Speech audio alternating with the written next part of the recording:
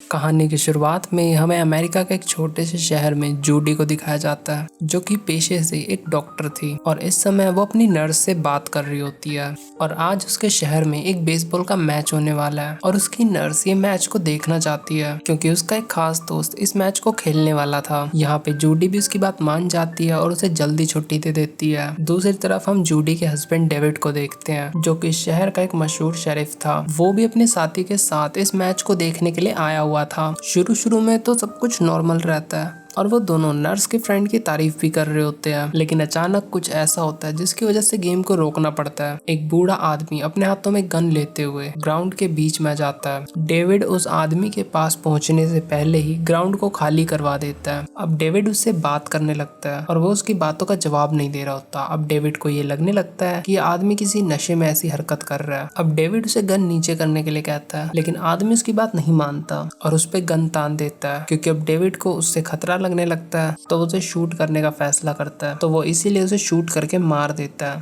फिर डेविड उस बूढ़े आदमी के डॉक्टर से मिलता है और उससे पूछता है कि ये जांच करके मुझे जरूर बताना कि इस आदमी के शरीर में कितने % शराब थी। फिर वो उस आदमी के फैमिली से मिला और वो उसकी मौत का अफसोस करता है। वो कहता है कि आपके हस्बैंड नशे में थे और मेरे पास और कोई चॉइस नहीं थी उन्हें मारने के अलावा, नहीं तो वो किसी और को भी नुकसान पहुंचा सकते थे।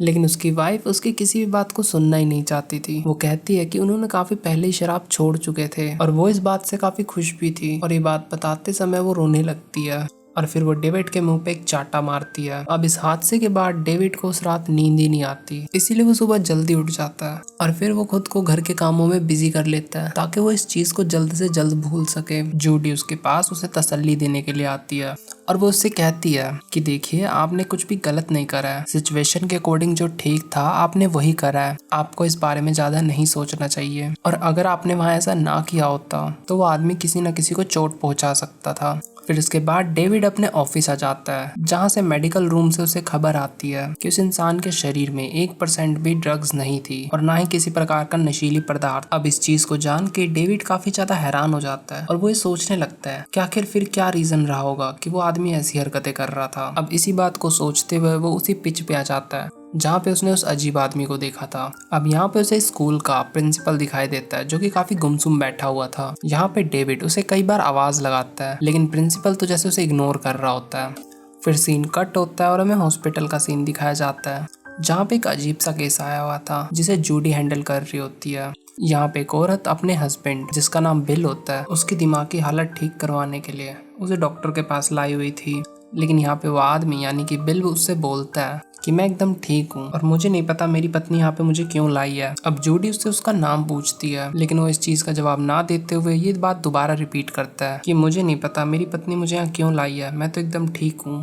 फिर कुछ टाइम बाद हमें बिल और उसकी फैमिली दिखाई जाती है, जो कि अब घर पे आ चुके थे और यहाँ पे रियलिटी में उसकी मानसिक संतुलन कुछ ठीक नहीं था। वो इस रात भी अजीब सा बिहेव कर रहा होता है। अब जब उसकी वाइफ घर से बाहर निकलती है तो वो देखती है कि बिल ने ट्रैक्टर मशीन को ऑन कर रखा है। अब वो बिल को ढूंढने के लिए जाती है, लेकिन तभी उसे अपने बच्चे की चिल्लाने की आवाज आती है, इसीलिए वो भागते हुए घर की तरफ जाती है। अब वो ऊपर आके अपने बच्चे को ढूंढने लगती है और वो उसे जल्द ही मिल भी जाता है। उसका बेटा उसे चुप रहने का इशारा करता है क्योंकि बिल के पास एक चाकू था। उसकी माँ अपने बेटे को शांत करती है और उसे लेके अलमारी में छुप जाती है। अब उन दोनों का डर बढ़ता जा रहा था क्योंकि वो बिल की सीढ़ियों पे चढ़ने की आवाज सुन रहे थे। बिल उन्हें अलमारी में छुपा हुआ देख लेता है और वो इस कमरे का दरवाजा लॉक कर देता है। अब वो पूरे घर में पेट्रोल छिड़क के आग लगा देता है, जिसकी वजह से उसकी वाइफ और उसका बेटा जिंदा ही जल के मर जाते हैं। अब यही मौके पे जूडी और उसका हस्बैंड भी आ जाता है। फिर वो थोड़ी बहुत पूछताछ करते हैं और उन्हें पता लगता है कि यहाँ पे आग लगी हुई थी और बिल यहाँ पे घास काटने की मशीन चला रहा होता है। अब जूडी उसके पास आके पूछती है कि आखिर तुम्हारी वाइफ कहाँ है और तुम्हारा बच्चा कहाँ है, लेकिन बिल उसे कोई भी जवाब नहीं देता। वो बस अपनी मशीन चलाते हुए सीटी बजाने लगता है, जो कि काफी ज्यादा वियर्ड हरकत थी। उसकी इस हरकत को देख के जूडी को काफी ज्यादा गुस्सा आता है। लेकिन इस शहर की अजीब चीजें यहीं पे खत्म नहीं होती। जब कुछ लोग जंगल में शिकार करने के लिए गए हुए थे तो उन्हें एक पायलट की लाश मिलती है। फिर डेविड और डेप्यूटी उस लाश की और उस आसपास के इलाके की जांच करने के लिए वहां पे आ जाते हैं। अब यहाँ पे जांच के दौरान उन्हें नदी के अंदर एक बहुत बड़ा प्लेन मिलता है, जो कि काफी ज्यादा हैरानी की बात थी कि आखिर इतना बड़ा प्लेन यहाँ पे क्रैश कब हुआ और ये यहाँ आया कैसे। फिर इसी सीन में हमें दिखाया जाता है कि कोई सैटेलाइट के थ्रू उन पे नजर रखे हुए है और फिर हमें एक आवाज सुनाई दी जाती है जो कि कह रही होती है कि एक अजीब से वायरस की वजह से इस शहर में लोग पागल होते जा रहे हैं। फिर यहीं पे सीन कट होता है और हमें डेविड दिखाया जाता है जो कि एक आदमी से ये पूछ रहा होता है कि आखिर शहर में पानी कहाँ से सप्लाई होता है। फिर वो आदमी उन दोनों को बताता है कि शहर का 80% पानी उसी नदी के थ्रू आता है जिसमें कि तुम्हें प्लेन मिला है और वहां से जो पाइपिंग कनेक्ट है वो सबसे पहले उसी घर में जाती है जिसको डेविड ने मारा था और बिल का घर भी उसी लाइन में आता है जिसकी हालत पागलों जैसी हो चुकी है। ये सब जान के डेविड मेयर के पास जाता है। वो उनसे कहता है कि हमें कुछ टाइम के लिए वाटर सप्लाई को रोकना होगा क्योंकि हमें नदी में एक प्लेन मिला है जिसकी वजह से लोगों में कोई वायरस फैलता जा रहा है और लोग बेकाबू होते जा रहे हैं, वो अपना मानसिक संतुलन खो रहे हैं। लेकिन इस बारे में मेयर को कुछ भी नहीं पता होता। वो उससे कहते हैं कि आखिर तुम्हें पता भी है कि तुम क्या कह रहे हो, अगर हमने वाटर सप्लाई रोक दी तो किसानों के काम रुक जाएंगे और लोगों की भीड़ मेरे ऑफिस के आगे आ जाएगी और उन्हें मुझे जवाब देना पड़ेगा। पहले तुम अच्छे से तहकीकात करके आ जाओ और फिर मुझे जवाब दो कि मैं उनके आगे क्या बोलूं। फिर वो डेविड को पूरी तरह मना कर देता है कि मैं इन सब झंझटों में नहीं पड़ना चाहता। अब यहाँ पे डेविड को निराशा हासिल होती है। फिर वो वापस आ जाता है और वो कानून को अपने हाथों में लेके खुद जाके वाटर सप्लाई को बंद कर देता है। वो इस हैंडल को भी यहाँ पे निकाल देता है ताकि और कोई इसे ओपन ना कर सके। फिर वो पुलिस स्टेशन में वापस आ जाते हैं। फिर डेविड और डेप्यूटी देखते हैं कि बिल जमीन पे पड़ा हुआ है, उसका खून बह रहा है और वो बिल्कुल भी नहीं हिल रहा। वो सोचते हैं कि बिल मर चुका है। फिर वो जैसे ही जेल के पास आते हैं तो बिल एकदम से उठ के उनपे हमला कर देता है जिससे कि हम ये समझ पाते हैं कि उसकी मानसिक संतुलन बिल्कुल ही खराब हो चुका है। फिर डेविड कॉल करने की कोशिश करता है लेकिन वो देखता है कि ना ही नेटवर्क आ रहा है और ना ही इंटरनेट आ रहा है और जब वो बाहर जाके देखता है तो उसे बाहर कोई भी इंसान नहीं मिलता। सड़कें एकदम वीरान पड़ी हुई थी। लेकिन ठीक इसी समय गाड़ी में एक इंसान डेविड की फोटो ले रहा होता है और जब डेविड इस चीज को नोटिस करता है तो वो उस गाड़ी की तरफ भागता है। लेकिन इतने में वो गाड़ी वाला कार स्टार्ट करके वहां से जाने लगता है। अब डेविड मेडिकल लैब में आ जाता है डॉक्टर से मिलने के लिए ताकि वो उस बूढ़े आदमी की जांच की रिपोर्ट देख सके।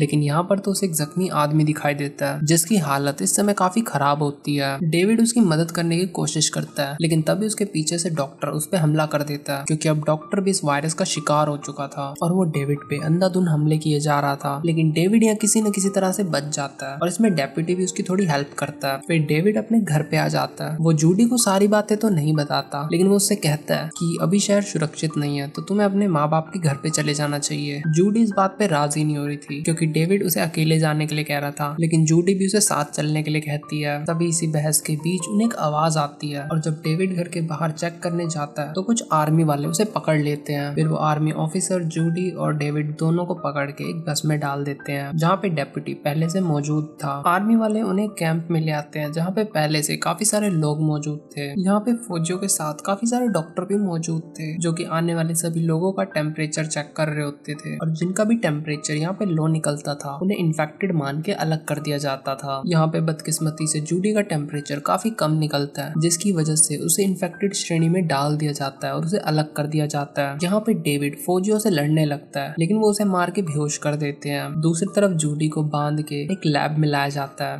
जहाँ पे जूडी उनसे बोल रही होती है कि मेरी तबीयत खराब है बस कुछ दिनों से और इसी वजह से मेरा टेम्परेचर कम आ रहा है। और फिर जब डेविड को होश आता है तो एक ऐसी जगह पे था जहाँ पे सभी लोगों को ब्रेसलेट पहनाए जा रहे थे ताकि ये आइडेंटिफाई करना आसान हो कि कौन इन्फेक्टेड है और कौन नहीं। अब यहाँ पे फौजी उन्हें बताते हैं कि जो लोग इन्फेक्टेड नहीं है उन्हें ब्रेसलेट पहनाया जाएगा और उन्हें एक दूसरे शहर में रहने के लिए भेजा जा रहा है। लेकिन यहाँ पे डेविड के इरादे दूसरे शहर जाने के तो नहीं थे। वो अभी भी ये सोच रहा होता है कि वो किस तरह से अपनी वाइफ को बचा सके। फिर अचानक से एक गाड़ी बैरिकेड को तोड़ते हुए अंदर आ जाती है जिससे कैंप में हड़बड़ी मच जाती है। इसी बात का फायदा उठाते हुए सबसे पहले डेविड कैंप के अंदर आता है और अपनी गन उठा लेता है और यहाँ पे वो अभी अकेला नहीं था। इस काम में उसका साथ डेप्यूटी भी दे रहा होता है और इस समय जूडी अभी भी बंधी हुई थी और वो पास ही में अपनी नर्स को भी नोटिस करती है कि वो भी बंधी हुई है और यहाँ पे वो एक दूसरे का हाल चाल पूछते हैं। फिर तभी यहाँ पे किसी के आने की आहट होती है और फिर यहाँ पे स्कूल के प्रिंसिपल आ जाते हैं जो कि इन्फेक्टेड थे। जूडी और नर्स दोनों से आता हुआ देखते हुए काफी डर जाती हैं। वो पहले नर्स के पास आता है और उसे मारने के लिए रेडी हो जाता है लेकिन तभी जूडी जोर जोर से चिल्लाने लगती है जिसकी वजह से उसने प्रिंसिपल का ध्यान अपनी तरफ खींच लिया था। अब प्रिंसिपल बस उसे मारने ही जा रहा होता है और फिर ठीक समय पे डेप्यूटी और डेविड आ जाता है और वो शूट करके प्रिंसिपल को मार देते हैं।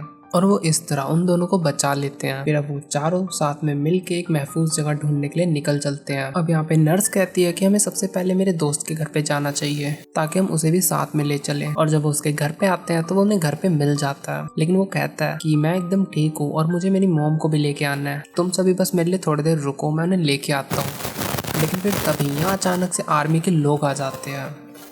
फिर वो सभी लोग पास के एक स्टोर रूम में छुप जाते हैं। अब आर्मी ऑफिसर को उसके घर से उसकी माँ मिल जाती है और वो जैसे उसे पकड़ के बाहर लाते हैं तो नर्स का दोस्त अपनी माँ को बचाने के लिए आगे जाता है ताकि वो फौजियों को समझा सके कि उसकी माँ इन्फेक्टेड नहीं है। लेकिन तभी वो फौजी विदाउट एनी वार्निंग उसे शूट कर देते हैं और उसकी माँ को भी जान से मार देते हैं और उन दोनों की लाश को जला देते हैं। अब ये देख के वो चारों काफी ज्यादा डर जाते हैं और फिर यहाँ पे उन्हें ये भी पता चलता है कि यहाँ पे सभी फौजियों को ये हुक्म दिया गया था कि इस शहर में लोगों को एक्चुअल में बचाना नहीं है बल्कि पूरे शहर को ही खत्म कर देना है। यानी कि शहर में रहने वाले जितने भी लोग थे, चाहे इन्फेक्टेड हो चाहे ना हो, उन सभी को जान से मार देना है। अब अगले दिन डेविड उन सभी को लेके अपने घर पे आ जाता है। अब यहाँ पे नर्स और डेप्यूटी गाड़ी को ठीक करने की कोशिश करते हैं, जबकि दूसरी तरफ डेविड जरूरी सामान को स्टोर करने लगता है और जूडी अपने होने वाले बच्चे के रूम में आती है और यहीं पे एक इन्फेक्टेड लेडी भी मौजूद होती है। फिर जब डेविड जूडी को देखने के लिए आता है तो वो देखता है कि जूडी को तो किसी ने बांध रखा है और फिर तभी डेविड के पीछे से वो औरत उस पे हमला कर देती है और उसके गले को वो पकड़ लेती है। जब डेविड गन उठाने का ट्राई करता है तो वो औरत उसके हाथों में चक्कू घोंप देती है। फिर वो गन को लेके जूडी के पास जाने लगती है और जब डेविड को लगा कि उसकी वाइफ की जान खतरे में है तो वो उठता है और उसका गला पकड़ लेता है और उसे मार गिराता है। और इस सब में कुछ पॉइंट में तो डेप्यूटी भी उसकी हेल्प करता है,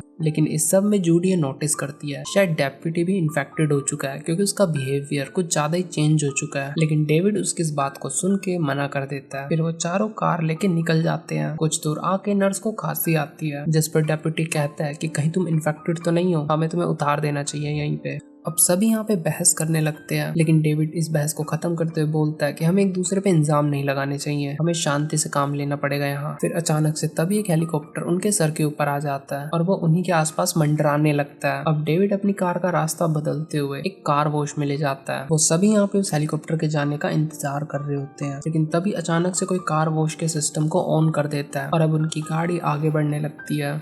और ये कंडीशन कुछ ऐसी थी कि उनमें से कोई भी कार से बाहर नहीं निकल सकता था। फिर यहाँ पे कुछ इन्फेक्टेड लोग आते हैं जो उन पे हमला कर देते हैं। वो किसी न किसी तरह उनसे बचते हुए यहाँ से निकल ही जाते हैं, लेकिन तभी एक इन्फेक्टेड आदमी नर्स के गले में एक फंदा डाल देता है जिसकी वजह से वो कार से बाहर निकल जाती है। फिर बाकी सभी लोग कार को रोकते हुए नर्स की तरफ आते हैं, लेकिन इतने में वो हेलीकॉप्टर कार पे ब्लास्ट करके उसे उड़ा देता है। अब यहाँ पे नर्स मर चुकी थी और उनके पास अब कार भी नहीं रही, तो फिर वो तीनों पैदल ही आगे बढ़ने लगते हैं। फिर तभी उनके पास एक कार आने लगती है, लेकिन यहाँ पे तभी डेप्यूटी का बिहेवियर फिर से बदल जाता है। वो फिर से गुस्से वाला हो जाता है। फिर वो एक ट्रैप वायर निकालता है और रोड पे बिछा देता है, जिससे कि कार का बहुत बुरा एक्सीडेंट होता है और कार पलट जाती है। और इस कार में एक ऑफिसर था जो कि थोड़ा घायल तो था, लेकिन वो बच गया था। यहाँ पे डेप्यूटी उसे मारने की कोशिश तो करता है, लेकिन डेविड उसे रोक लेता है क्योंकि वो उस ऑफिसर से बात करना चाहता था। अब डेविड उस ऑफिसर से पूछता है कि आखिर यहाँ पे चल क्या रहा है। फिर वो ऑफिसर उसे बताता है कि शहर में जो प्लेन क्रैश हुआ था उसमें बहुत सारा केमिकल वेपन्स थे जो कि पानी में मिलने की वजह से उसे काफी पोल्यूटेड कर दिया था, और इस पोल्यूशन की वजह से ही उसमें एक वायरस बन गया था। और इस वायरस की चपेट में जो भी इंसान आता है उसका नेचर काफी ज्यादा गुस्सेल हो जाता है और वो बस किसी न किसी तरह लोगों को नुकसान पहुंचाना चाहता है। और कोई भी डॉक्टर या वैज्ञानिक इसका एंटीडोट नहीं बना पा रहे थे, तो सरकार ने हमें ऑर्डर दिया था कि हमें किसी भी तरह इस शहर में रहने वाले सभी लोगों को एलिमिनेट करना होगा। और इस बात को सुनते ही डेप्यूटी उसे शूट कर देता है। फिर डेविड उससे उसकी गन ले लेता है और उसे कंफर्म हो जाता है ये भी इन्फेक्टेड हो चुका है, लेकिन अभी भी डेप्यूटी के पास एक और गन थी।